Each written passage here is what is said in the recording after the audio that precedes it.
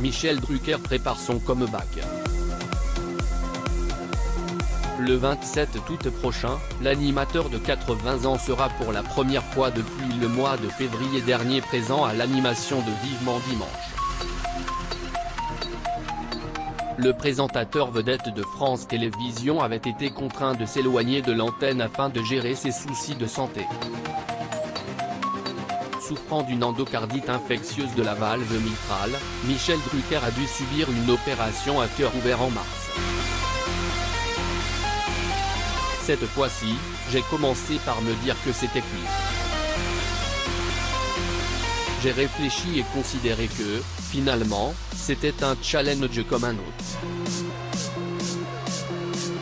Je devais me battre. J'ai appris, heureusement plus tard, que les médecins considéraient que j'avais à peu près 20% de chance de m'en sortir, racontait-il récemment dans les colonnes de Télévision Magazine. On m'a raconté que j'ai beaucoup déliré. J'avais perdu tous mes muscles, et je ne voulais pas me regarder dans une glace de peur de découvrir le visage d'un fantôme. Quand j'allais sous la douche, je n'enlevais pas la buée. Le jour où j'ai osé le faire, j'ai pris un coup terrible. Je ne me suis pas reconnu. J'étais un vieillard. J'ai alors vraiment pensé ne jamais refaire surface. Néanmoins, Michel Drucker va mieux et se prépare à attaquer une saison intense au sein de France Télévisions.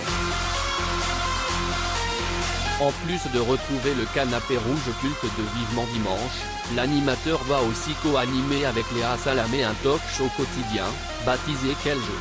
Sur France 2, à l'occasion des Jeux Olympiques de Paris 2024. À lire également Michel Drucker bientôt à la retraite.